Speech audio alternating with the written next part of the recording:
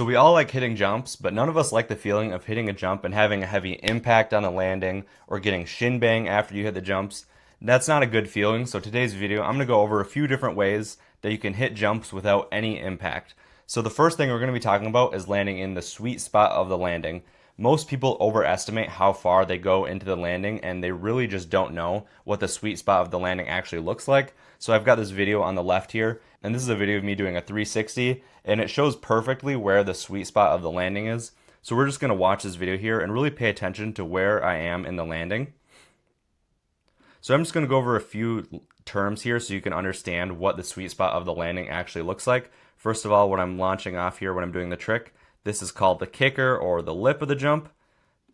This is what you're going to do your trick off of, or if you're just doing a straighter, this is just what you're going to hit for the jump. And then right here, this is going to be called the knuckle of the jump.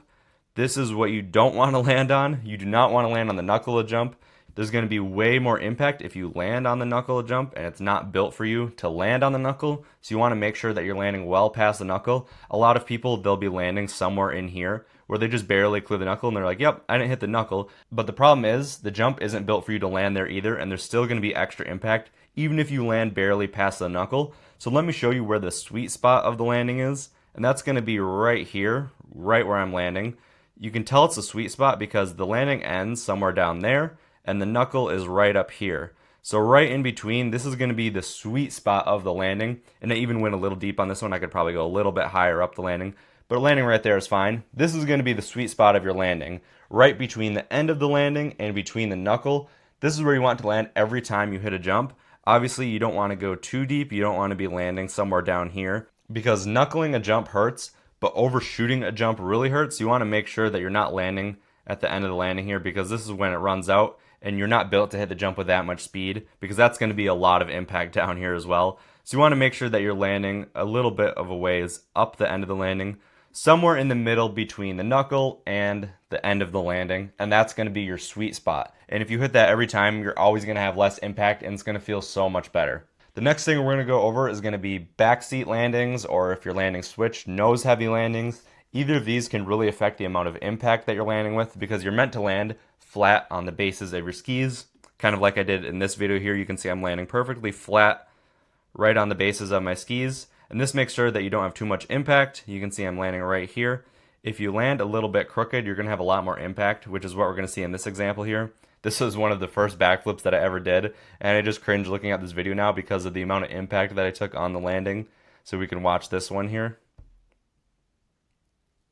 So you can see how I'm over rotating it here. I'm landing way back, kind of on my heels even.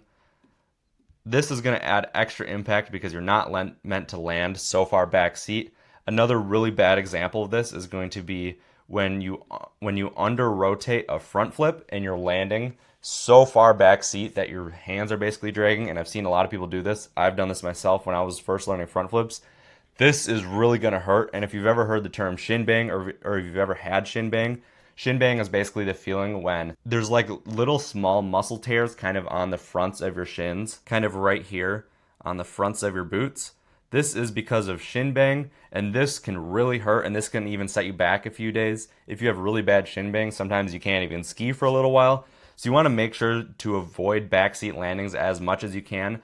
Obviously, if you're learning a new trick, sometimes it really just can't be avoided because you just don't know the feeling of the trick yet, and sometimes you're going to be landing backseat, or like if you're landing switch, if you're landing nose heavy, that can hurt a little bit as well and add a little bit of extra impact. So just make sure that you avoid your backseat landings as much as possible. Your shins are going to thank you. So those are going to be my 2 tips for landing your jump tricks without impact. First, making sure that you're landing in the sweet spot of the jump, somewhere between the knuckle and the end of the landing. And second, making sure that you can avoid your backseat landings or nose heavy landings if you're landing switch as much as possible. Those are going to be my 2 tips for avoiding heavy impact on jump landings. And if you want help with any of the tricks done in this video or anything else, I can help you with that in the top link in the description. Peace!